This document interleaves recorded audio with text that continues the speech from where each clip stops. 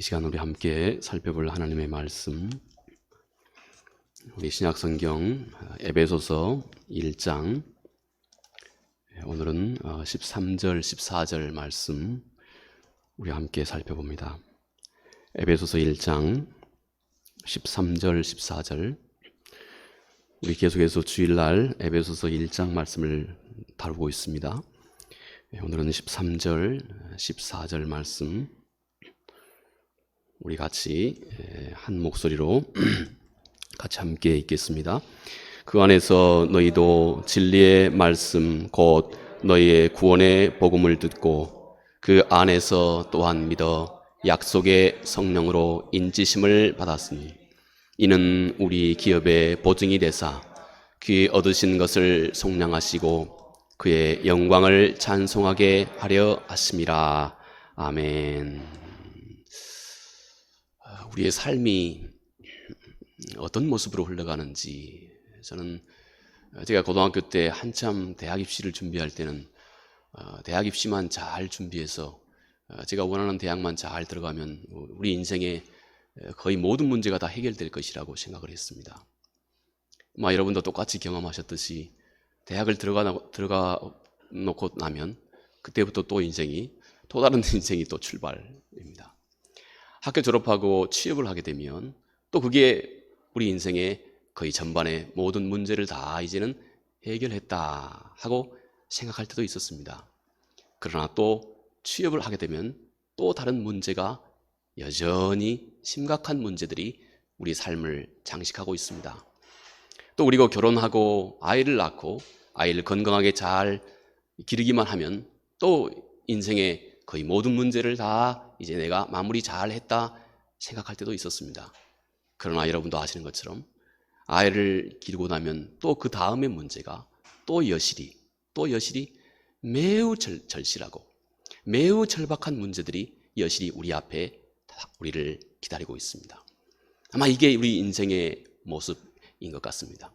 우리는 이렇게 한 걸음 한 걸음 우리의 삶 자체가 우리의 많은 관심과 또 우리의 많은 수고와 땀과 노력이 아주 실제적으로 돌아보아 또 앞으로 또 생각해 보아 우리 인생 전체가 그와 같습니다. 그런데 우리는 인생의 한 정점에서 어떤 대단한 놀라운 우리가 바라보는 또 우리가 그동안 이 세상에 바라보고 있는 것과는 전혀 다른 시각으로 우리는 우리가 접하는 인생과 또 삶을 새롭게 바라볼 수 있게 되었습니다. 그것이 곧 우리가 예수 그리스도를 우리가 우리의 구주로 우리의 주로 그리고 내가 그리스도인이 됐다고 하는 그 증거 또 그 혜택이고 또 그 과정이고 그 결과라 할 수 있습니다. 자, 우리가 한 사람이 그리스도인이 되었다. 이것은 실은 대단히 놀라운 변화입니다. 우리 그동안 천문학계에서 코페르니쿠스적인 그런 변화라고 할 수 있습니다. 옛날에는 지구가 온 우주의 중심이었고 태양이 온 우주는 지구를 중심으로 돌아간다고 믿고 있었습니다. 그러나 이제 우리가 아는 바 그렇지 않고 최소한 이 태양계 속에서는 태양이 중심인 것입니다. 마치 그런 깨달음과 자각이 우리가 그동안 예수 그리스도를 알지 못하던 우리가 예수 그리스도를 나의 주로 그동안 내가 내 삶의 주인이었던 그런 삶에서 변화돼 벗어나서 예수 그리스도가 나의 주로 고백한 또 다른 대단한 세계의 출발이 되고 있습니다. 우리는 그들을 가리켜서 그리스도인 이렇게 부릅니다. 오늘 우리가 함께 살펴본 이 사도 바울은 에베소서의 1장 13, 14절 말씀에서 그리스도인이 어떤 이들인가 하는 점에 대해서 이 짧은 두 구절 속에서 잘 이해하기 쉽게 담고 있습니다. 오늘 사도가 우리에게 말씀하고 있는 바, 먼저 그리스도인, 그는 그 삶 중심에서 진리의 말씀을 듣는 자가 됐다는 것입니다.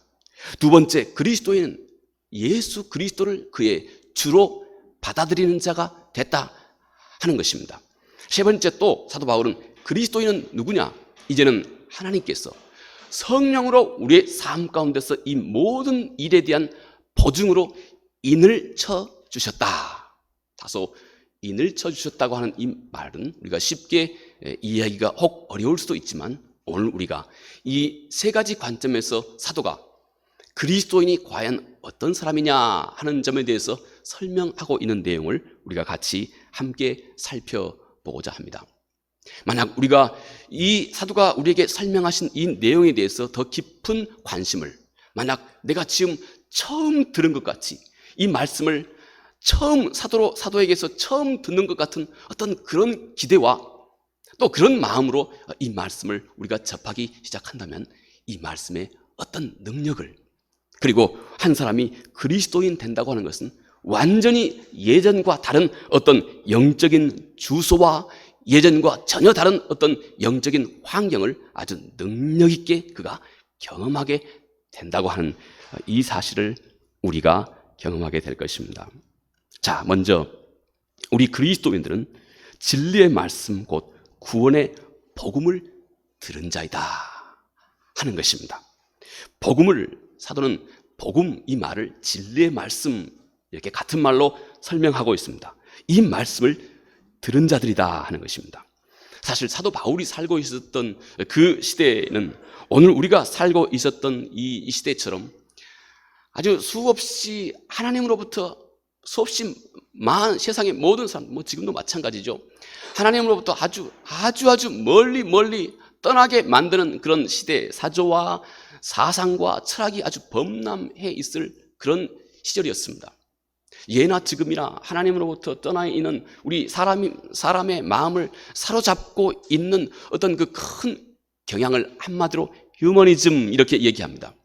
모든 것의 중심이, 하물며 선과 악의 그 기준, 그 중심도 나입니다. 나를 유익하게 하고 나를 이롭게 하는 것이 하물며 선이라고 하는 정도까지 모든 것의 중심이 내 자신이 돼 있는 바로 그런 시대와 그런 근거와 기초를 바탕으로 이루어져 있는 이 세상의 많은 사상들, 이런 것들이 꽉 차 있었던 그런 시대인 것입니다. 그래서 수없이 많은 사람들은 곧 하나님 구원의 관점에서 수없이 많은 사람들이 다 길을 잃고 방황하고 있던 그런 시대였던 것입니다. 이는 오늘날도 여전히 마찬가지입니다. 자, 그러므로 사도는 우리가 예수 그리스도와 그리고 그분이 이루신 그 일, 이 복음, 사도는 다른 말로 이 진리의 말씀, 이것이 마치 처음으로 너희가 이 땅에서 처음으로, 그리고 너희가 이 땅에서 가장 순수하고 때묻지 않는 가장 완전한 진리를 듣는 것이다. 예수 그리스도, 그분을 너희가 너의 주로 소개하고 있는 이 복음을 듣는 것은 이 세상 속에서 너희가 가장 처음으로 가장 순수하고 가장 완전하고 그리고 가장 능력 있는 유일한 진리를 듣는 것이다 하고 사도가 그렇게 설명하고 있습니다. 복음이 곧 진리의 말씀이기 때문에 그렇습니다. 자, 성경이 증거하고 있는 복음은 우리를 영원한 진리 앞으로 우리 모두를 인도해 주게 됩니다. 모든 세상의 환상의 껍질을 이 세상 속에서 우리도 모르는 사이에 마치 그 폭격을 당한, 학자들은 그렇게 많이 얘기를 하는 것을 제가 많이 보았습니다. 이 밤바드, 폭격을 당한다는 것입니다. 우리의 의식과 사고방식은 이 세상에서 끝없이 반복되고 있는 이 세상의 매스컴으로 폭격을 당하는 것 같다는 것입니다. 우리의 의식과 사고와 가치관이 말입니다. 그래서 우리는 누가 뭐라 하지 않아도 가만히 이 세상 속에서 살아만 있다면 그는 자연스럽게 이 세상의 가치관으로 가득 찬, 잘 무장된 그런 사람이 되게 된다 하는 것입니다. 그런 가운데 우리가 예수 그리스도를 알게 되는 것은 이제 이 세상이 전혀 세상에서 경험하지 못한 진정한 영원한 진리 앞으로 우리를 인도해 주는 일이다 하는 것입니다. 세상의 모든 환상의 이 껍질을 다 벗겨내고 내가 온전하게 깨어나게, 내가 마치 그 깊은 잠에 잠들어 있던 내가 처음 깨어나는 것처럼 이렇게 만들어준다 하는 것입니다. 참다운 진실과 내가 마주 대하게 되기 때문에 그렇습니다. 그래서 그것은 항상 우리 안에, 이 복음은 살아있는 생명으로 우리 안에 항상 와 닿게 되는 것입니다. 왜냐하면 이것은 하나님께로부터 나왔기 때문입니다. 자, 먼저 오직 진리를 말하는 이 복음만이 하나님이 보시는 우리 인간의 진정한 그 처지가 무엇인지를 우리에게 올바르게 알려준다 하는 것입니다.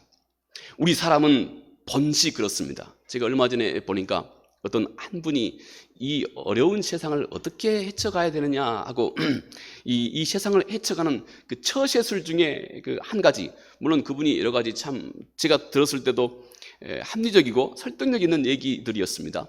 근데 그 중에 한 가지가 이것은 영 우리 성서의 가르침과는 영 반대되는 것입니다. 그 중에 한 가지가 그것입니다. 혹시 너에게 아주 부정적인 어떤 얘기를 누가 한다 할지, 너가 혹시 아주 부정적인 어떤 그런 상황과 맞닥뜨리면 그것에 대한 평가를 좀 미루라는 것입니다. 오랫동안 미루어버려라. 그러면 세월이 흐르다 보면 너에게 그렇게 상처를 주는 어떤 이 부정적인 이 모든 평가나 판단, 이것은 그냥 흐물흐물 다 없어져 버리게 된다. 이렇게 처리하라 하는 것입니다. 이게 이 세상을 지혜롭게 헤쳐가는 한 가지 처세술이라고 어떤 분이 그렇게 소개하는 것을 제가 들어본 적이 있습니다. 그러나 복음은 그렇지 않습니다. 하나님의 말씀은 그렇지 않습니다. 여러분, 유능한 의사가 있다면 의사가 한 사람을 진단함에 있어서 그의 몸에 아주 건강하고 튼튼한 부분도 아주 바르게 진단해 줌과 동시에 또 그 몸에 아프고 병이 들어있고 어떤 질병이 시작되는 것도 아주 바르게 진단해 줄 것입니다. 내가 내 몸에 어떤 부분이 문제가 있고 약해져 있는데 이 부분을 이제 너희가 더 이상 생각하지 말아라. 괜히 그거 생각하면 너 마음만 아프니까 생각하지 말아라. 그냥 오랫동안 그냥 가만히 두어라. 그러면 스스로 좋아진다. 이렇게 말하고 있는 의사가 있다면 그는 분명히 그 사람에게서 바른 진단을 또 처방을 해주고 있는 것이 아니라고 하는 것을 우리가 알 수가 있습니다. 자, 성경은 우리에게 아주 유능한 의사로, 그리고 우리의 생명을 정말로 아끼고 사랑하고 있고 어찌하든 그 생명을 온전히 구원하고 회복하고자 하는 유능한 의사로 성경은 우리에게 다가온다 하는 것입니다. 그런데 우리 인간은, 이 세상의 시대사조에 길들여져 있는 우리 인간은 절대 어떤 자기 자신의 문제가 우리에게 다가왔을 때 항상 자기 자신의 문제를 실체보다는 덜 심각하게 늘 자신을 생각하는 그런 경향으로 우리를 항상 이끌어 갑니다. 하나님을 떠난 우리 인간의 심각성과 우리 이 세상의 정신들은 내가 진짜 액면 그대로 온전히 접할 수 있는 이런 기회를 우리 안에서 점점 앗아간다 하는 것입니다. 그러나 여러분, 복음은 우리에게 진실을 말해줍니다. 복음은 우리에게 진정한 우리의 운명을 말해줍니다. 그리고 복음은 우리를 개선하고 살리기 위해서, 우리를 개선하고 회복하기 위해서 하나님을 떠난 우리 인간의 마음속에 도사리고 있는, 그리고 이미 그 안에 꽉 갇혀져 있는 우리 인간의 굴레를, 우리 인간의 속박과 그 굴레의 실체를 우리가 깨달아 알 수 있도록 만들어줍니다. 예를 들어서 복음은 우리를 이렇게 진단합니다. 세상의 모두가 다 하나님으로부터 그 은혜를 받지 못한 세상의 모든 사람들은 다 살인자다. 이렇게 복음은 진단합니다. 이 땅에 어떤 사람도 다른 사람에 대해서 심각한 미움과 화와 분노를 가져보지 않는 사람이 없을 것입니다. 그런데 성경은 한 사람이 다른 사람에 대해서 심각한 분노와 화, 또 노를 발했던 사람은 곧 그가 살인자다. 성서는 그렇게 얘기합니다. 하나님이 사람을 바라보는 하나님의 평가가 마치 그와 같다. 이렇게 얘기합니다. 성서는 항상 우리 인간의 마음과 그리고 행동, 우리 인간의 마음 속에 들어진 것과 그리고 행동을 항상 똑같이 봅니다. 한 가지로 봅니다. 성서의 설명은 이렇습니다. 만약 우리 사람이 다른 사람에 대해서 심각한 분을 품게 된다면, 그런데 그 사람이 마치 그 분을, 아무리 그가 그 분을 풀어내고 그 분을 쏟아 부어도 전혀 제재가 없는, 아무런 제재가 없는 그런 사회 속에 그가 이르게 된다면 그는 영락없이 가서 심각한 화를 품는 사람은 영락없이 가서 다른 사람의 생명까지도 빼앗아가는 일을 주저하지 않는다는 것입니다. 이것이 성서가 바라보고 있는 우리 인간의 모습입니다. 그러나 우리 인간은 실제적으로 우리가 가지고 있는 이 사회가 가지고 있는 실정법이랄지 우리 인간의 마음속에 있는 어떤 도덕성이랄지 이것이 우리의 이런 마음과 행동의 그 중간에서 우리를 통제하고 있는 것이죠. 그러나 성경은 우리의 모습이 마치 그와 같다는 것입니다. 마치 이런 맥락에서 성서는 세상의 모든 사람들은 다 살인자이고 또 간음한 자이고 또 탐욕에 사로잡힌 자다 이렇게 말합니다. 그리고 그 끝은 사망이 기다리고 있다. 그 열매는 사망이 기다릴 뿐이다. 이렇게 성서가 우리 인간을 진단합니다. 이 사실 앞에서 우리는 우리의 운명을 우리 스스로 개선할 수 있는 그 어떤 능력도 그리고 방법도 지혜도 힘도 우리는 없습니다. 사람이 범하는 죄는 끝없는 그 마음 중심에 있는 욕망과 함께 끝없이 우리에게 다가오고 있습니다. 그렇기 때문에 사람은 스스로 자기 자신의 영원한 운명을 바꿀 수 없습니다. 악을 완전히 피할 수 있는 그 길도, 그리고 하물며 우리 사람은, 하나님을 떠난 우리 인간의 마음은 늘 악을 늘 덮고 또 최소화시키고자 하는 그 경향이 우리 안에 항상 있기 때문에 우리 하나님을 떠난 우리 인간은 우리 사람의 부족함과 연약함과 또 하물며 악함을 바르게 판단하고 평가할 수 있는 그 능력조차 없다는 것입니다. 이길 수 없는 것은 당연한 것입니다. 여러분, 일본 북부에는 지금도 원숭이들이 참 많이 있습니다. 그 특정 원숭이들이 그 서식하는데 아주 적절한 그런 환경인가 봐요. 우리나라는 뭐 원숭이가 없죠. 우리 기후 자체가 그렇습니다. 근데 거기에서 이 사냥꾼들이 원숭이를 사냥하는 방법이 있습니다. 어떻게 사냥하는 줄 아십니까? 원숭이도 나름 아주 똑똑합니다. 아주 지혜롭습니다. 영장류 중에서 원숭이나 고릴라나 침팬지 이 부류들이 우리 인간과 가장 가깝다고 그럽니다. 똑똑하단 말입니다. 그런데 그들은 여전히 욕망, 곧 욕심에 사로잡혀 있는 존재입니다. 자, 그래서 사냥꾼들이 이 원숭이를 어떻게 사냥하느냐면 이 입구가 그렇게 크지 않는 병에다가 맛있는 원숭이가 좋아하는 바나나를 그 안에 넣어놓는 겁니다. 몇 개 그 안에 넣어놓은 것입니다. 그리고 이 병을 나무에다가 꽁꽁 묶어놓는 겁니다. 그러면 원숭이가 가만히 보니 저기에 말이지 자기가 제일 좋아하는 이 패스트푸드가 있단 말이죠. 그래서 그걸 가지고 말이죠, 손을 쑥 넣어서 이 바나나를 훅 움켜잡는 겁니다. 움켜잡는 겁니다. 그리고 이 움켜잡은 손으로 이 안에 있는 바나나를 빼내려고 이게 무던 애를 쓰게 되는 것이죠. 그런데 제가 말씀드리는 바, 이 사냥꾼들은 그 입구가 작은 겁니다. 원숭이가 이렇게 팔을 뻗치기는 하지만, 팔인지 발인지는 모르겠습니다. 아무튼 팔을 뻗치기는 하지만 이걸 움켜쥐면 빠져나올 수 없을 정도의 이 입구입니다. 그래서 이 원숭이는 이걸 움켜잡고 빼내려고 무척 노력을 하는 겁니다. 이때 사냥꾼이 원숭이에게 다가가는 겁니다. 사냥꾼이 원숭이에게 다가가서 이제 일본에서 유명한 그 원숭이 요리 이런 것들이 많이 있다고 그래요. 그 한 마리 잡아가지고 요리하고자, 다시 말해서 그의 생명을 해하고자 사냥꾼이 자기에게 다가오고 있음에도 불구하고 이 원숭이는 그 안에 쑥 손을 넣어서 이 바나나 하나 놔버리면 쉽게 빠져서 피할 수 있을 건데, 이거 하나에 대한 집착을 버리지 않고 계속 움켜쥐고 있기 때문에 이 손이 빠져나오지 못하는 겁니다. 그 욕심 때문에, 그 욕망 때문에 원숭이는 이 사냥꾼에게 결국 사로잡히게 된다 하는 것입니다. 바로 그 욕심 때문에 그렇습니다.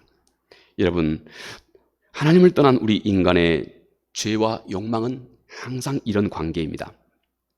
인간의 욕망을 충족하는 유혹으로 다가오고 있는 이 죄를 우리 인간은 스스로 늘 움켜쥐고 있는 것입니다.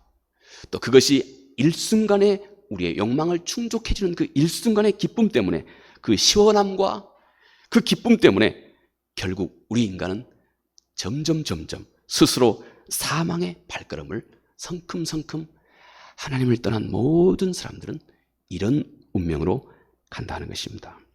이것이 이 땅의 모든 인간이 가지고 있는 피할 수 없는 굴레다 하는 것입니다.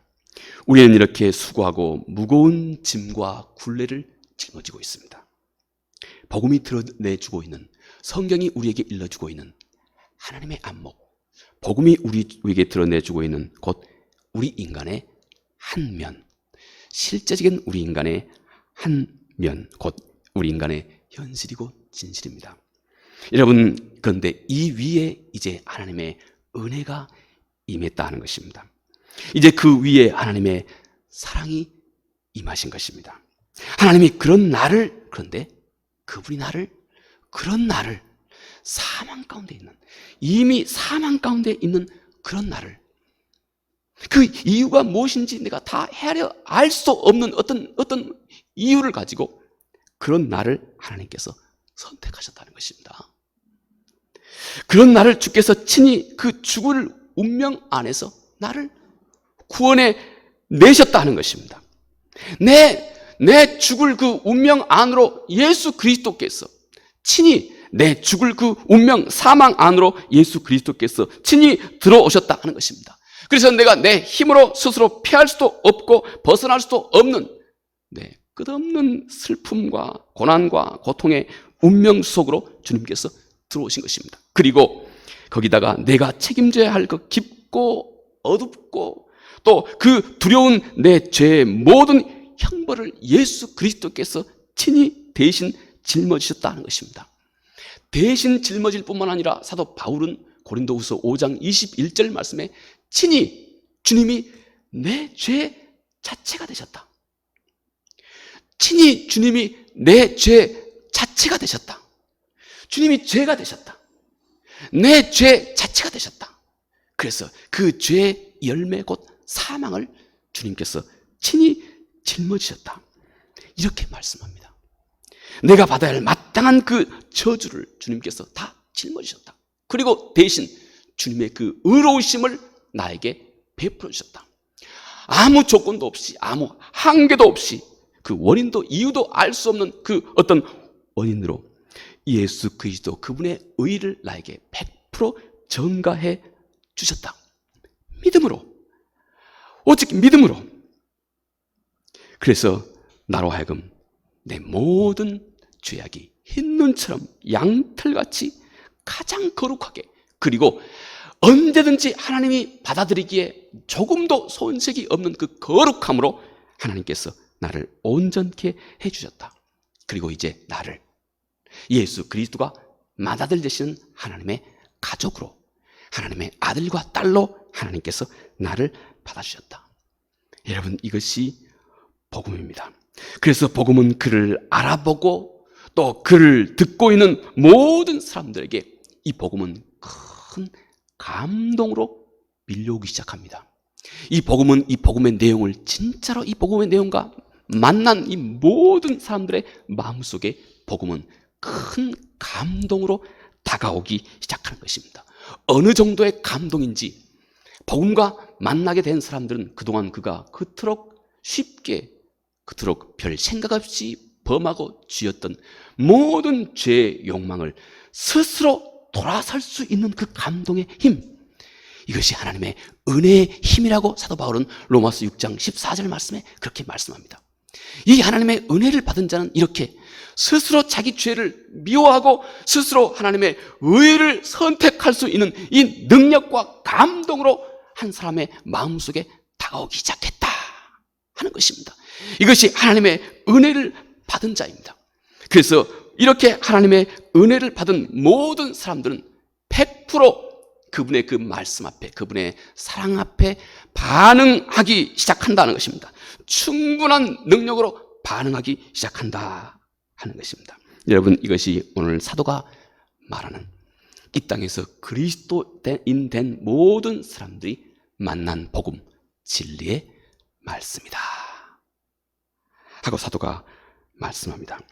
다음 사도가 말하기를 그는 또한 그 안에서 예수 그리스도 안에서 또한 믿는 자가 되었다. 다른 말로 예수 그리스도를 믿는 자가 되었다. 그는 단지 이 진리의 말씀을 듣는 자가 아니라 믿는 자가 됐다 하는 것입니다.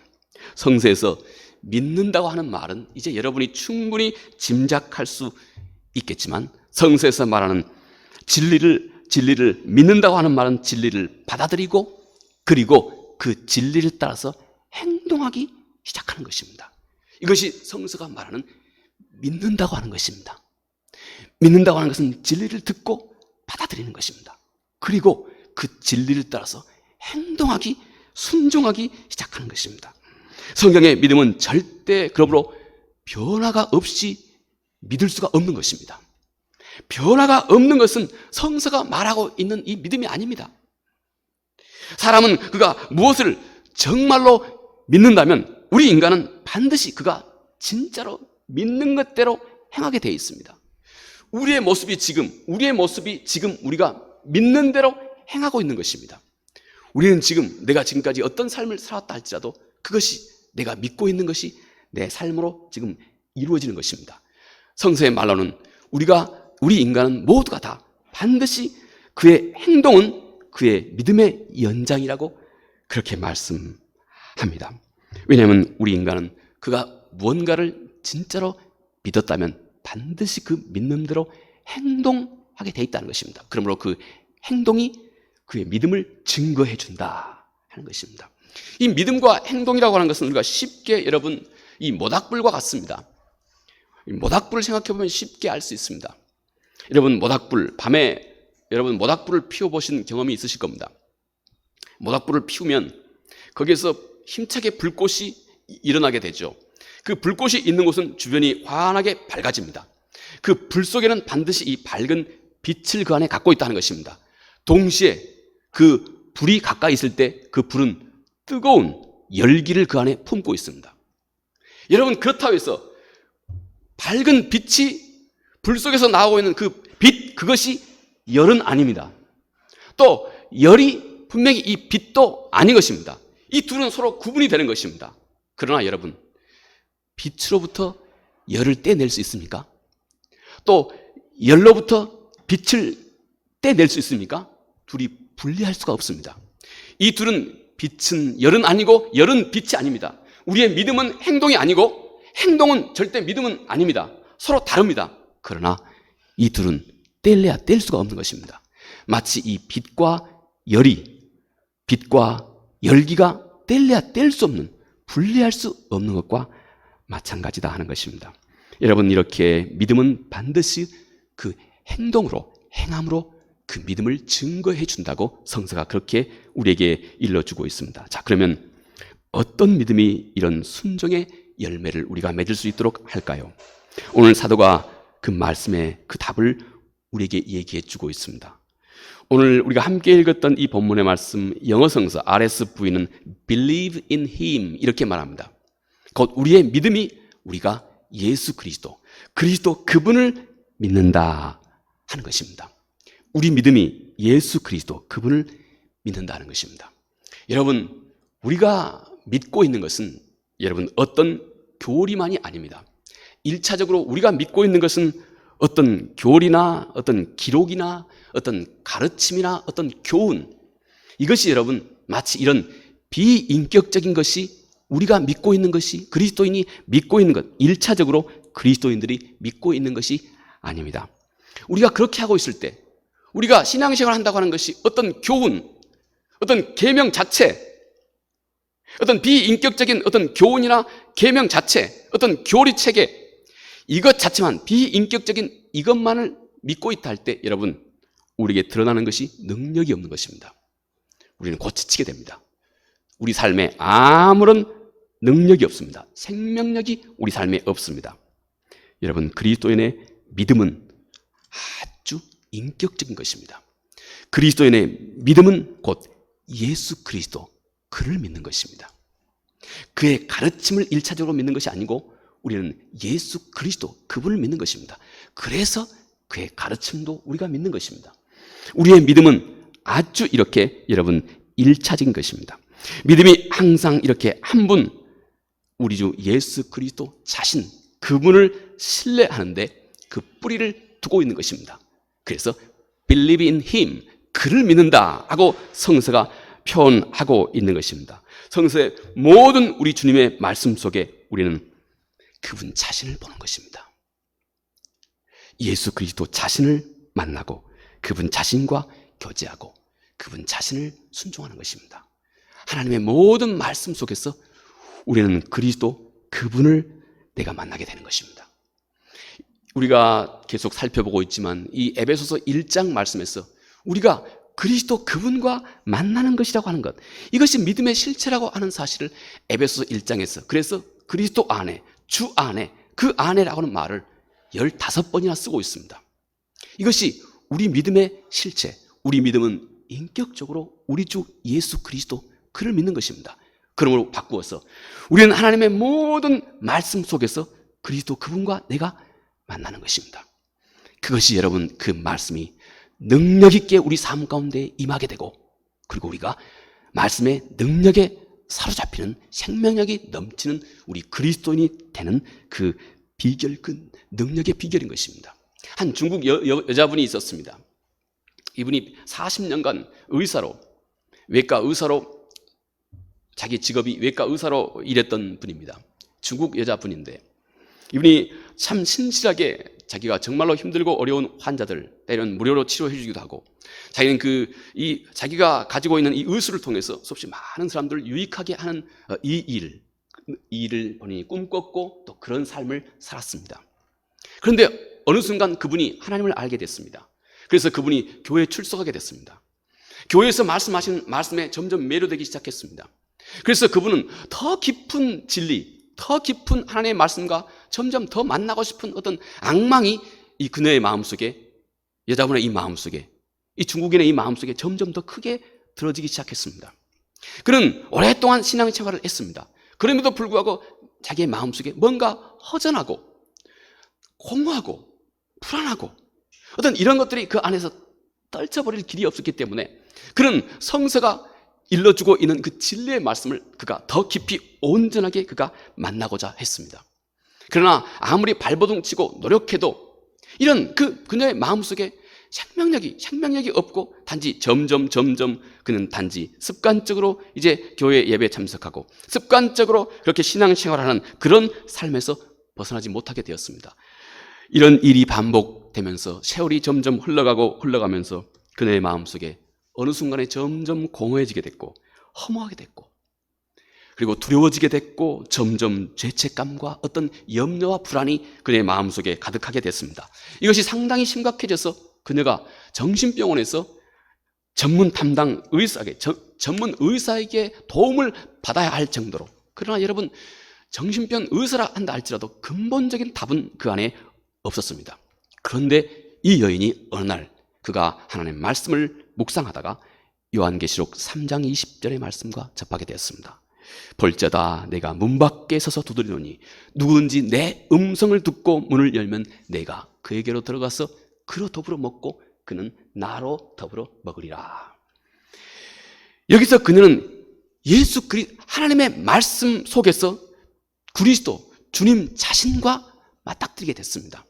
말씀 속에서 말씀의 주체이신, 말씀의 주인 되신 예수 그리스도 자신과 그녀가 만나게 되었습니다. 그리고 그 말씀 속에서 예수님의 음성을 그가 듣게 되었고 그 주님의 마음을 그가 느끼게 되었습니다. 모든 말씀 속에서 예수 그리스도 그분이 그 말씀 가운데 계셨고 말씀 속에서 주님 자신과, 모든 하나님의 말씀 속에서 주님 자신과 하나님 자신과 그녀가 만나게 되었습니다. 삽시간에 그녀의 마음에 놀라운 변화가 생겨났습니다.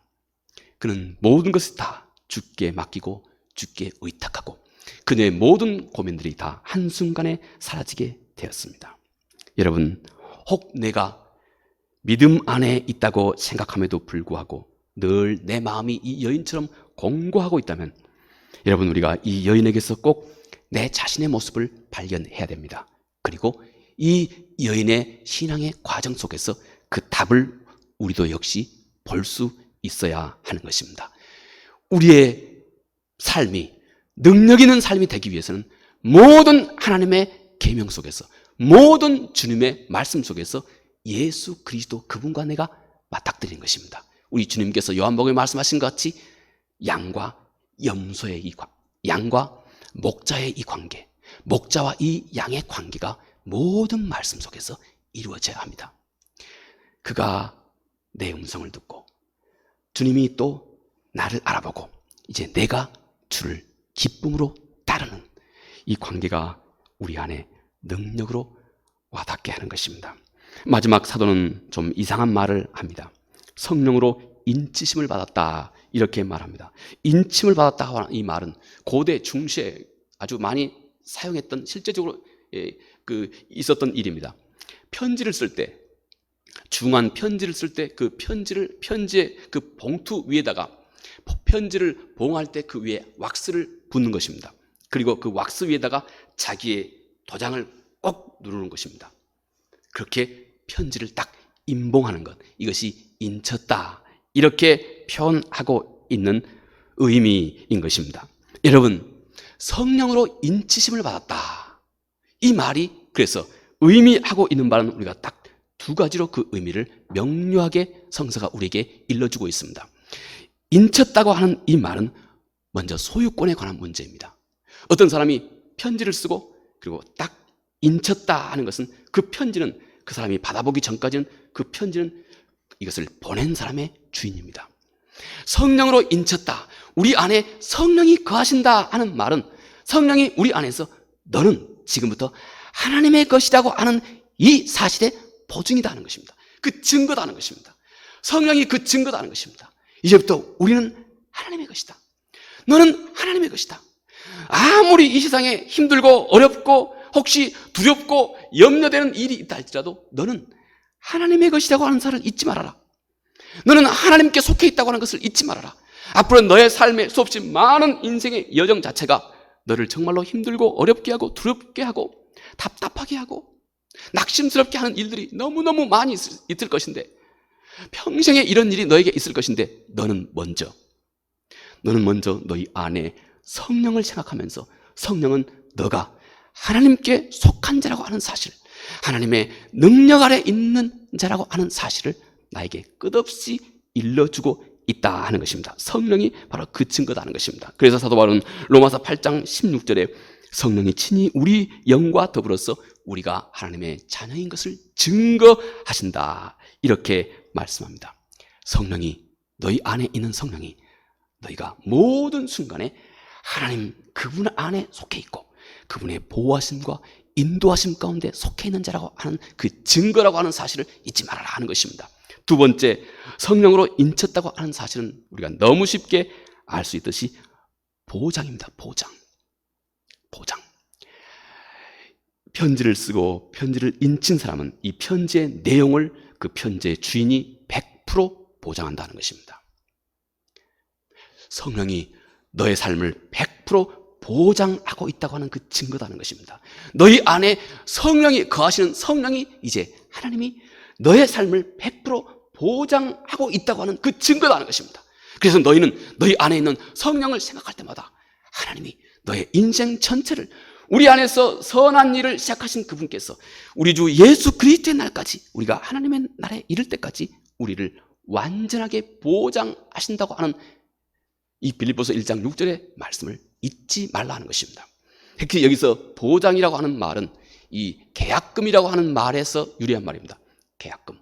성령은, 너희 안에 있는 성령은 너희가 하나님의 확실한 보장 아래 있는 그 계약금과 같은 것이다 하는 것입니다. 이렇게 우리가 평생에 우리 안에 있는 성령이 하나님의 온전하신 주인 되심과, 그리고 우리가 곧 하나님의 완전한 보장이 됐다고 하는 사실을 끝없이 우리에게 상기해 주게 된다 하는 것입니다. 이 진리, 이 약속을 우리의 모든 삶에 이제 우리가 적용하는 것입니다. 이 하나님의 약속의 말씀을 여러분, 앞으로 우리가 만나고 있는 모든 일들 속에서, 내 삶에서 뼛속 깊이까지, 내 삶의 모든 경험 속에서 뼛속 깊이까지 하나님의 이 보장하심과 내가 하나님께 온전히 속한 자에서 그분의 인도하심 가운데, 지키심 가운데, 은혜와 그분의 복주심 가운데 내 삶이 있다고 하는 이 사실을 잊지 말고, 성령의 그 보증, 그 증거이기 때문에 너는 이 진리를 너의 모든 삶에서 뼛속까지 늘 적용하고 받아들이고 기억하라 하는 것입니다. 이가 그리스도인 되었다. 그러므로 이제부터 그리스도인은 어떤 삶 속에서도 세상과 전혀 다른, 완전히 다른 새로운 영적인 환경과 새로운 영적인 안목을 가지고 이 세상을 살아가는 자입니다. 이 은혜가 우리 모두에게 함께하기 바라겠습니다. 은혜로우신 아버지 하나님, 고맙고 감사합니다. 오늘 이 땅에 그리스도인이 된 자는 그의 주인이 완전하게 바뀐 자, 그의 주인이 예수 그리스도가 된 자, 예수 그리스도를 믿고 진리의 생명의 말씀을 그가 듣고 그리고 성령의 보증을 받은 자다 말씀합니다. 주여, 이 소중한 진리가 우리의 삶의 모든 영역 속에서 깊이 잊어지지 않고 적용될 수 있도록, 그래서 우리의 삶이 능력 있는 삶이 될 수 있도록 은혜를 베풀어 주시옵소서. 예수님 이름으로 기도합니다. 아멘.